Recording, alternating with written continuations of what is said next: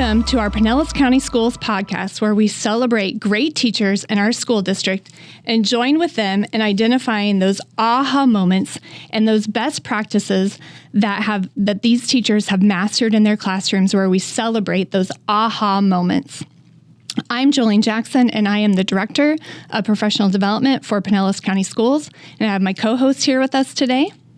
I'm Holly Slaughter. I am the K-5 ELA Specialist for Pinellas County Schools. Welcome, everyone, and our listeners and our guests and our co-hosts. I want to remind everyone who is listening today that we have a common thread on this podcast, and that is where we celebrate aha moments and we celebrate teacher efficacy.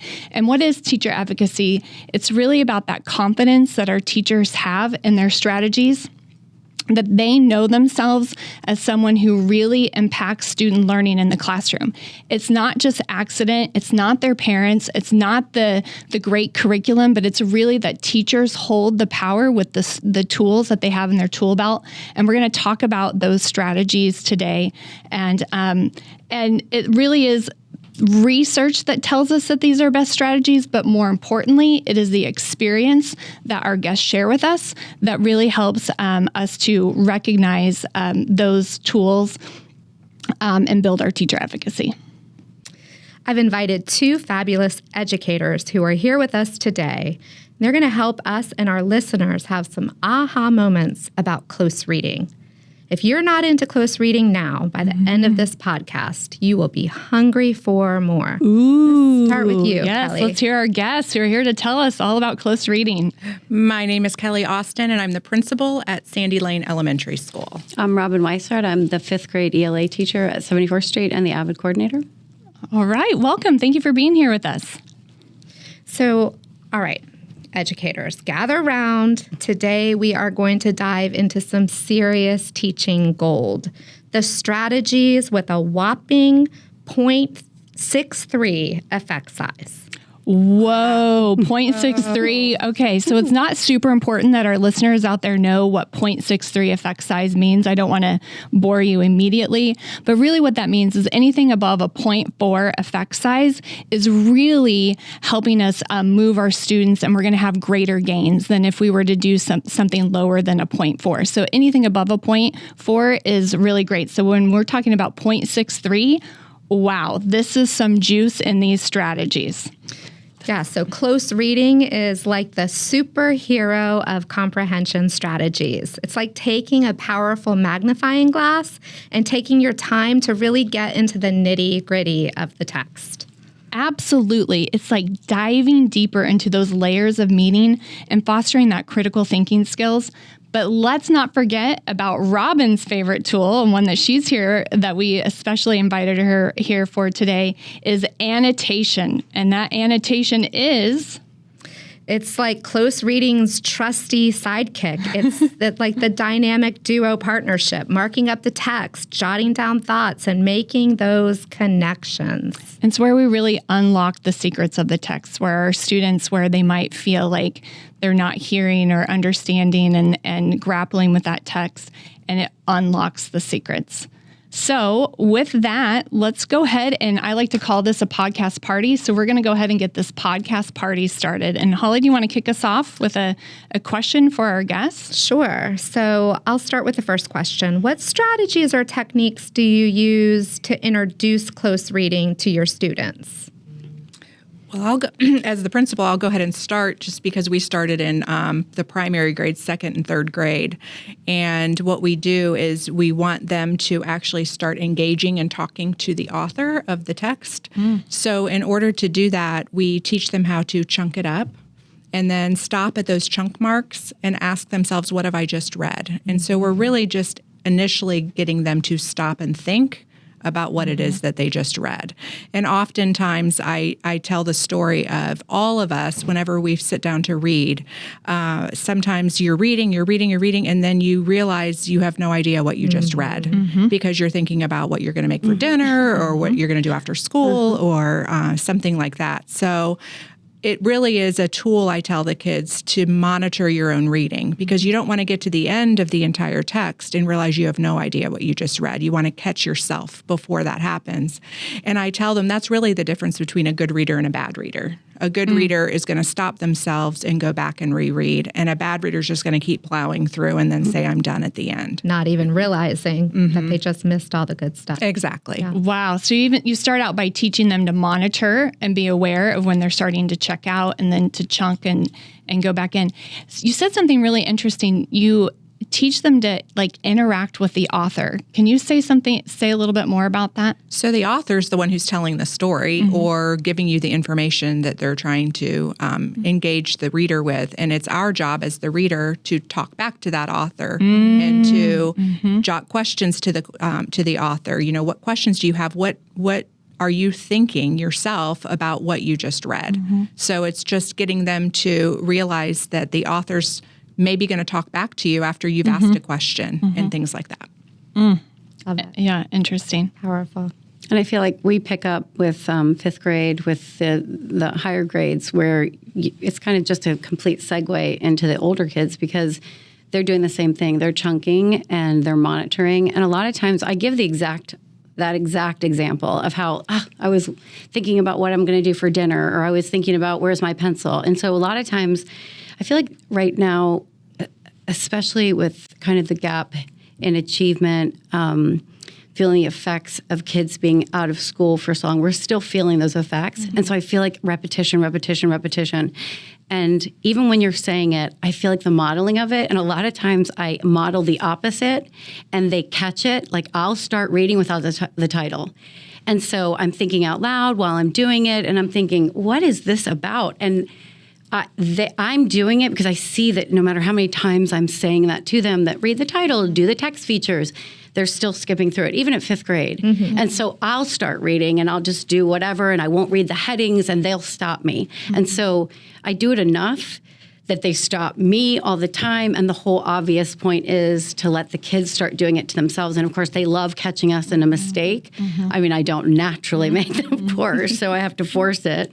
Kidding. But I honestly will do it on purpose and not read a heading, not read a caption, not read text features. And I'll say, I don't do it sometimes. And so they monitor each other. And so the chunk by chunk, and a huge one for the fifth graders, they come in knowing this hashtag. A lot of them use the hashtag for the central idea, and they're obsessed with that. Like they love that, especially since it's, that's the cool thing to do with. Tell me about the hashtag. I mean, I know hashtag, about social media. Yeah. What's the hashtag? Well, for I used to call it a number sign, but apparently now it's a hashtag. And so they came in, a lot of teachers use it in lower grades, and it is the central idea. It is, they take the chunk, and it's not a whole section always. Right now, I feel like we're doing a little, we still have to stick with little chunks, like not even a whole paragraph. Sometimes just a couple of sentences, check yourself, what did you just read? And so they love hashtagging, and they do it in the margins when you text mark in the margins. And when I monitor and I walk around, I have to say, what is, I want to be able to see by that one hashtag what that entire section is about without having to read it. And so when we were doing the American Revolution, it would say something like hashtag taxes. And I would say, taxes on bananas or no, not on bananas. They involve themselves, and they realize if I'm looking at your paper, and they call me a stalker, and I'll take it. If I'm stalking your paper, I don't want to have to read that. I want your hashtag to tell me what it was about. And that it's just repetition of that. And they love hashtags. So wow. Yeah. So what I'm starting to see is that this is also becoming a formative assessment for you as you're walking around and you're seeing the text markups and you're seeing what they're thinking. Then you're able to monitor and then give in the moment feedback. So this is just great strategy, all around. Yeah. Great. I just also want to pull out that notion of modeling as a sort of a high yield strategy, and that even in fifth grade they still need that explicit instruction. And I love the idea of teaching by example, but also providing non-examples because you're almost sort of like challenging them or gamifying it in a way. Yeah. They get to find your error, and then that helps them really to sort of, take that on as their own strategy. And I find like that is so much, I do that so much more than I ever have because it can be so difficult to engage kids these days because of so much stimulation going around and other things. I'm not a video game. I'm not Snapchat. And so it's constant engagement. And for them to catch their teacher doing it wrong, I mean, that is heavenly. And it works because then they're like, they do it to each other. So I do a lot of non-example more than ever, I feel like. Well, I think one of the things that you said too, Robin, was that it's repetition.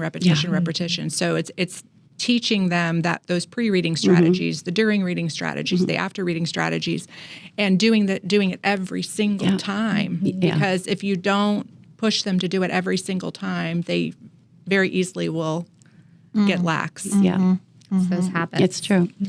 Well, and for our listeners out there, we mentioned that Think Alouds are great for fifth graders and that fifth graders need the repetition. But we have listeners out there who are teaching kids in middle school, kids in high school, and maybe even in our adult ed. And I think that modeling our Think Alouds is important no matter what age, because when we're transparent about our thinking, that is very metacognitive, and then it can integrate into their own thinking, and it teaches them how to think, which a lot of times that too is something that our students need no matter what grade they're in or what content. And I know we have our ELA specialists with us today, but this is a great strategy to be used and across all contents. We want to mark up the text in whatever we're reading. You referenced social everything. studies. And we absolutely.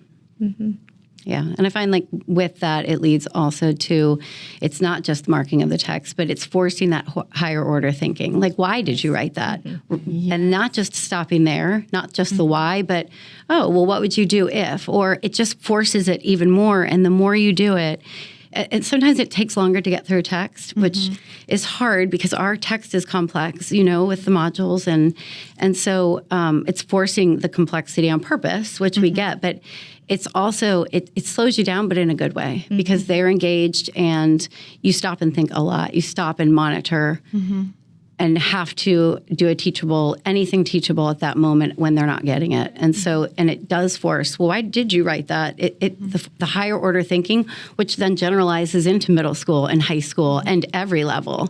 Why are you go deeper? And the cost is levels of thinking. And we're doing that from pre-K now to fifth grade. We're pushing it school-wide, and it's such a great way of thinking. And again, it goes all the way up to whatever age, us. Yeah, even us. I mean, I use the strategies as well. Yeah. I think the other thing to point out, and we talked a little bit about this, is that the annotation is a formative assessment that leads to immediate feedback.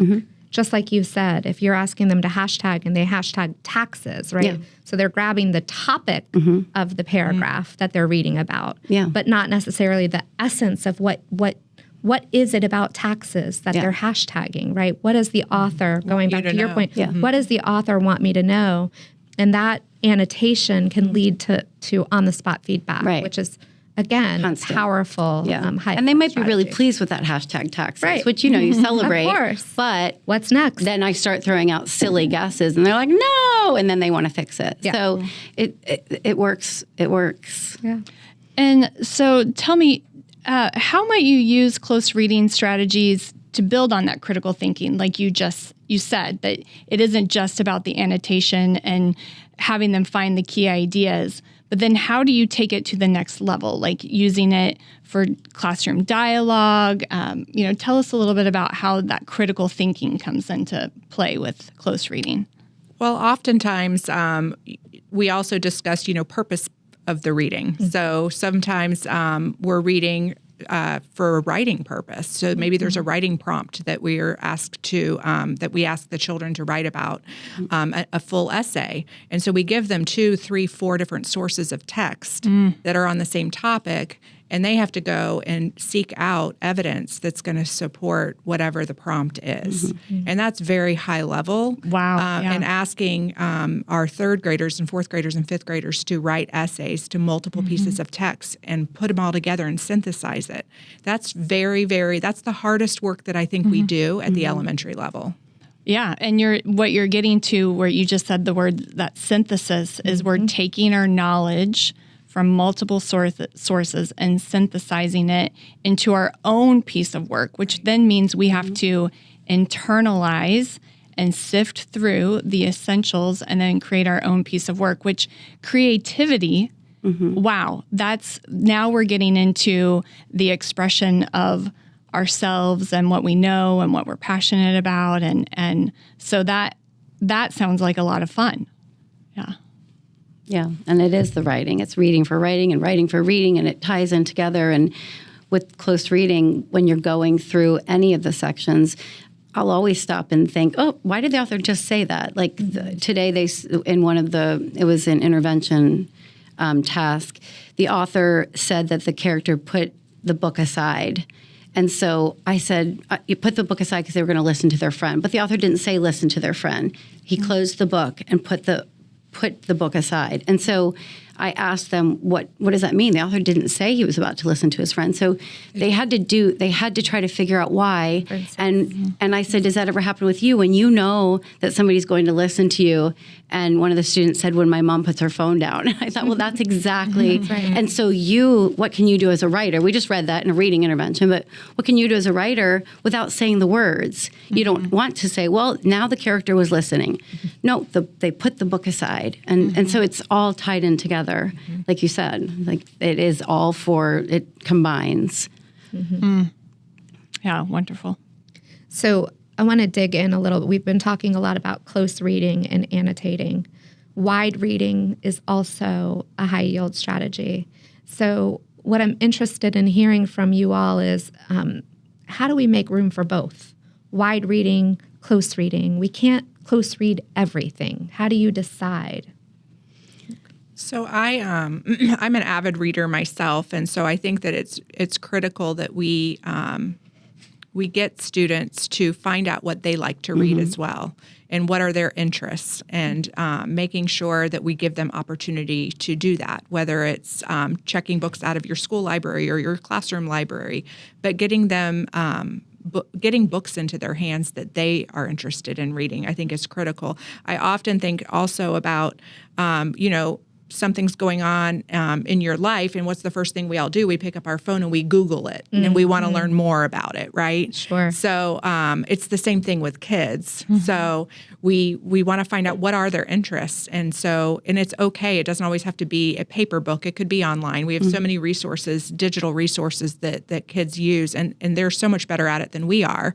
And so I think that we just have to foster that. I think we have to find out what their interests are. We have to give them books, and we have to give them resources so that they want to go seek out and learn more on their own. Yeah, and to that point earlier, when you were talking about how you utilize close reading for the research that goes into writing, but reading 4 or 5 different texts to create your own piece is a form of wide reading, because you're not going to go as deep with those 4 to 5 texts, because you're going to be kind of like, you're wanting to get the centralized kind of like the collection of thoughts and vocabulary and topics and to put that into your writing. So, that would be that's an example of another reason why we read widely, is to be a great writer and well-versed on whatever it is we're writing about. And I think to build stamina too, because we're stopping a lot, and I sometimes think, am I stopping too much? I actually had a conversation with my principal where I thought, I feel like I'm constantly monitoring, I'm constantly stopping, and she said, Kristen Koo, got to give a shout out, but she says you can never, like, you have to stop and see when you notice that they're not getting it, or if there's just something that you can grab and teach and model a non-example, it's good. It's a teachable moment. But I'm seeing it also when they choose reading lately. I feel this is a shift too, is the complexity is not where it used to be. Like I think that changes with demographics too. It's how much modeling you had at home, how much reading you may have had in your home.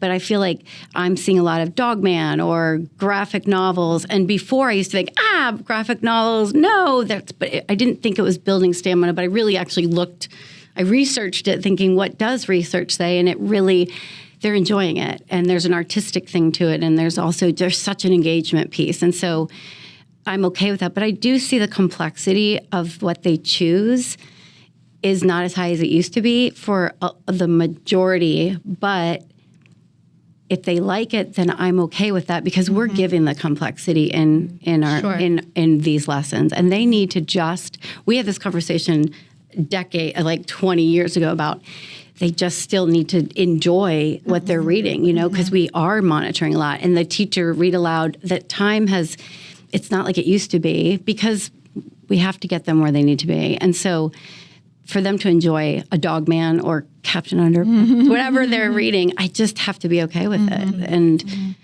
the complexity is not there, but we are providing it. So stamina is huge. As long as they're doing it and they're enjoying it, then they're reading. Yeah. And I think, too, if we talk about our own reading lives, right? If I think about what I'm reading at any given time and the complexity level, like between the trash novel that I might have on my bedstand, to more professional reading, it varies. So what do I read for choice? What do I read when I want, when I want to learn something? And I agree with you, right? They're reading. That's key. Reading inside our classrooms because we assign them things that we want them to read together and talk about, right, for the purpose of learning together. But also this idea that kids are choosing to read and write outside of our classrooms without our influence, because that will serve them well throughout a lifetime. So, my daughter, one of my daughters is 19 years old. She reads manga. I don't, but it's sort of like this glorified adult comic, right? She loves these manga. I don't even know if I'm saying it right, but she's reading, and I celebrate that. So and when we require it at home, they're writing it in their agenda every night for me, and I'm crazy about it. Like I really want to hold them accountable, even though I say you may or may not be, but you can't fool me because I can see your stamina. I can see, did you understand what you read? Are your scores going up? And what I'm finding when we're holding the kids accountable, the parents are joining in. I find that a lot more. So I love that piece, sitting with them or reading with them or whatever it is. And the more we hold them accountable, the higher expectation I feel with any kids in any demographic, they really do rise to it. And if we have to take the extra accountability at home, or parents are being a little, just really getting on it and holding that expectation, they rise to it. And the reading at home, they're saying they're doing it. I can tell who's doing it and who's not. And they know, because then I might have to pull them aside and be like, remember when you said you're reading 30 minutes a night? Let's look at this. Let's look at your understanding, or let's see like how a shift of scores may have not gone up. And then they'll admit that they maybe weren't. So it's all accountability and home and school. Well, let's go ahead and switch to talking about aha moments that we've either had with, and we've already started to talk about some aha moments. I think we're having some as we talk, but what are some aha moments that you have had as an educator in teaching close reading and annotation, or seeing the way a student is learning, and it might be, kind of simultaneous, but what is that aha moment around using close reading and annotation strategies in your classroom? I can go if you want. Let me go first. So like I said, we're doing a school-wide AVID push for focused note-taking, annotations, and we have a great pre-K team, and they have started using. They are holding the kids accountable. It is it is an aha moment where I think, holy cow, they are, even if it's just on a chart paper. 4 years old. They are 3 too. We have the right? I mean, they're up to my knee. And so, but it doesn't matter if they're off a little bit. The teacher is doing focused note-taking on a chart paper with these babies. And even if it's just a tally mark under a hamburger, and I think we first saw it at an AVID demonstration school, Bardmore, and then we immediately were like, we can do it. It's so Now we're doing it, and the pride in the teachers and the students, and then even in kindergarten, we just had a girl at our AVID PLC say that they're doing research projects now. Yes, they are. They're doing kindergarten research projects. Sure are. So how does that trickle up to us? Like, it's just, to me, I'm just like, if this is amazing when you have buy-in and everybody just tries it, then everybody's job gets easier, but the key is the kids understand it. Right. Now next year they start and they know what they know. Like, they have to have a iReady notebook out when they're on iReady, and it's still a struggle. Like, I'll walk around with a paw buck. You're taking notes during that, and it's still, no matter how many times it's repetition. But the younger kids are doing it, and imagine you get those pre-K it's students exciting. And those kindergarten students as they roll up the grade levels. And the higher thinking, the higher order thinking. To me, it doesn't matter what age. It doesn't matter. The buy-in to do it and the expectation, it's going to build, and it's going to be heavenly. So while they're pulling their hair out right now because it's all of a sudden a big school-wide push, I mean, we honestly say, just wait till next year. Like, they know, and coming in, it starts conversations. The kids talk more. They just talk more, and it's interesting. And you're starting at pre-K having a conversation about whatever it is you're doing and charting, and it's building those habits and repetition. And starting young. Repetition starting in pre-K. Yeah. So just like you said. Yeah. I would say at my school, one of the things that we've really instituted is just celebration of growth and students knowing where they're at academically in all content areas, and knowing what reading level they're at and where they should be, and that they're above or they're right where they need to be, or they're finally getting to the next level or the following level. In our kindergarten classes, when we've learned 5 more letters or sounds, or we want our kids to know where they need to be and where they are in relation to that, and celebrate every movement that they make. And so that's been a big thing at our school. We don't want all of that pressure on the teachers that this is where they need to be by the end of the year. We're going to work with our kids so that they own it too. And so that has really come a long way at our school the last 2 years. And it makes a huge difference, I think, when kids own their data. Yeah, absolutely. And I love that. And when I think about annotations, right, just as a strategy, and we've talked about modeling and the teacher doing the work. And if you think about, we've had this conversation about annotations. Is it too much? Is it not enough? Is it just right? And having sort of like 3 texts, right? 1, too much, 1, not enough, 1, just right. And having students, when you're in those conversations, matching their annotations up to those models and saying, is it too much? Am I annotating everything, right? Is it not enough? Are my margins blank? Or is it just right? Like, I'm stopping, perhaps every paragraph and not just a topic word, but extending, my hashtag and extending on that word. But going back to that idea of models, and then kids knowing what is the goal here and where am I in relation to that goal. Yeah. Huge. And that data ownership is huge with that. It really is. And that seems daunting again at first, but the kids own it and they understand it. You think they might not, and then they do. Absolutely. Yeah. Agree.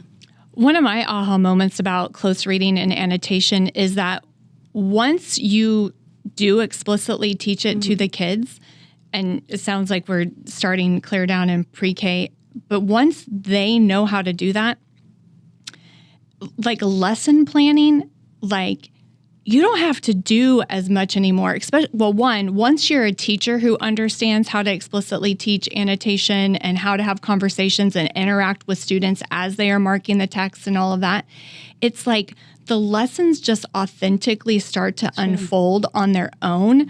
And the kids are doing a lot of the thinking and they're having aha moments, and you're just building upon what they're saying, comparing with other students, getting, pull a small group real quick. Like, you two are seeing two totally different things. Like, what are you seeing? Let's hear. And it just becomes really organic, and like lesson planning becomes a breeze once you and your kids really get this strategy, which is fun. One of the things I tell all my teachers when we are sitting down to collaboratively plan is we have to do the work ourselves. So Absolutely. that's the most important lesson planning I think that teachers can do, is actually do the work that you're going to be asking students to do. And that's the biggest thing you can do as a teacher to prepare. Right. Is practice these strategies, because Sure. that's the more they practice it, then the more it becomes innate. And it's just like you can just pull it out as needed. And we fumble. Like, Right, We, for sure. And then we realize, okay, that needs to be adjusted, and we get what they're going through, because sometimes it's not clear. We think it might be. That's right. I think for me, an aha moment that I've had when it comes to working with teachers and students with annotation is why? Like, what happens with all of this work? And when it's purpose-driven, and we touched on this a little bit earlier, right? Am I using these annotations to then later craft an essay? Am I using these annotations to get with a group and engage in conversation, comparing and contrasting, right? Is this leading to some deep discussion or something as a result of this happens? Then that's an aha moment, right? It becomes powerful and kids want to engage in it. If it's just an assignment, my teacher tells me I have to annotate every paragraph and nothing ever happens with these annotations, then we don't care about, right? We don't care so much. But if we know the why, then we invest a little bit more in the work. And why in life are they doing it? Like, I still tell them middle school is coming. Like, that is something you have to know. And I'll tell them that we do it in our staff meetings. Like, we have to annotate. We have a book study. Like, we have to do that. We have to. And kids cannot understand that you're doing it too. And really, I mean, and they'll see that we do it too. You do it in life. You do it. And that's the key to why are we doing anything. This is to apply it to something. Yeah, as I was preparing, thinking about the topic for today, I was thinking back to being in high school. And I had a high school science teacher that he always told me to he told the whole class, like, to put wiggly circles around that whenever something was important or was going to be on the test. And to this day, if you look at my notes, I have little wiggly circles around, like, don't forget that. Yeah. You know what I mean? That was powerful. That was. Right? It was. So it's transferred into my adult life. Here I am at work and someone's talking. I'm going to put little wiggly circles around what I just wrote. So that brings us to a quote. So we're kind of starting to wrap up here, our podcast today. And so here's a quote by a famous anthropologist. Her name is Margaret Mead, and she is quoted as saying, "A child should be taught how to think, not what to think." So tell us a little bit about what that means to you and maybe how that relates to close reading and annotation. So I think it's, again, the higher order thinking, questioning themselves. That's our goal of what are they thinking? Why are they thinking it? And what does it mean? Like, what is their thought behind it? Instead of just taking it for granted that that's what they said or that's what they thought, why? And how did they come up with that? So then they have the ownership of their thoughts. And it's funny because once you are doing that, I don't even know where it fits in to tell them what to think. You know what I mean? I'm trying to think of an example when we're telling them what to think. It's so, nowadays, I feel like it's so much conversation, and it wouldn't even lend itself to telling them what they're thinking, because they're discussing so much of their thinking with their partnerships or whatever. So yeah, it's the higher order, trying to get them to understand their own thinking. And I think that's the path of them. We're not telling them what to think. And I think the collaboration part is critical, in that every one of the students in that classroom is bringing their own prior knowledge to the table, and that background knowledge. And so you're going to learn from others and what they bring to the table. And maybe you're going to change your opinion, or maybe you're not going to change your opinion. But getting all of those ideas out and then allowing them to decipher for themselves. Yeah. Yeah. Yeah, Holly, you have any thoughts? So, I mean, just to build off of what you both said, that whole notion that learning is social, right? Yes. Who's the smartest person in the room? It's the room. So allowing students to read, to make their own interpretations, to share their interpretations with others, because your interpretation is not my interpretation, right? But when you share your interpretation, I might change my thinking based on what you said, right? And so I think that in the end, we want to embrace that, to go back to what Robin said, right? So that we're developing young people that are going to go out and change the world, right? And do big things when they graduate beyond school, right? College, career ready. These are the skills that they need. They need to work together. They need to think together. They need to be able to change their minds in the face of new factual information, right? And that my initial thinking is never my best thinking, right? Yeah. And ownership of what they're thinking. Like with a lot of times, there's so much that's up for interpretation, even in these complex or in the complex text or anything where Mostly in the complex text, right? And I find that I'm not going to, it's not a right or wrong answer. And I have said, even if that answer is right there, and it's maybe wrong on their, it's not, because I've said, you guys are really good negotiators with your parents, I bet you can argue anything. And so tell me why you think that's the answer. And then they defend it. They absolutely, once you say, like you're a bunch of attorneys running around here, but they're not wrong if they can prove why they're not wrong. And that is so strong. And we live in a very gray world, right? It's true. And so it's not black or white. Exactly. And so, and that is a challenge to them, because I hear the collaboration with a partner, and they're not wrong. Like, just defend it and don't listen to your partner. Don't listen. That might not be the right answer. You tell them, talk about it, and they do. I love to hear them say things like, "Oh, I didn't think about that." Yeah, and I'm changing my thinking, or "Oh, I didn't consider that." Yeah, and the younger, the better. Yeah, the younger, absolutely. Yeah, this quote makes me think about how information is changing so rapidly in our society. And so when we think about our students being college and career and life ready, so that career and life piece, with the way that information is coming at us, I mean, there's so much information just like right here in the palm of our hands.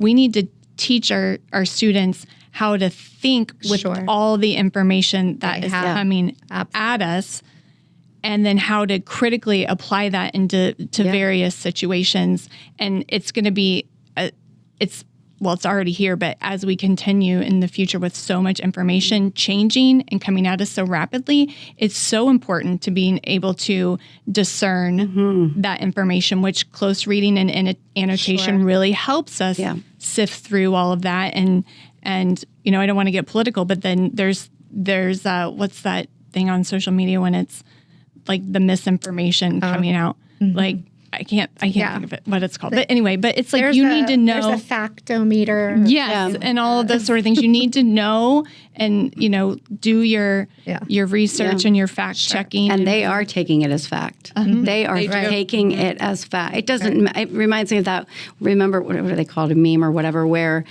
Abraham Lincoln said, I learned it on the internet. Right.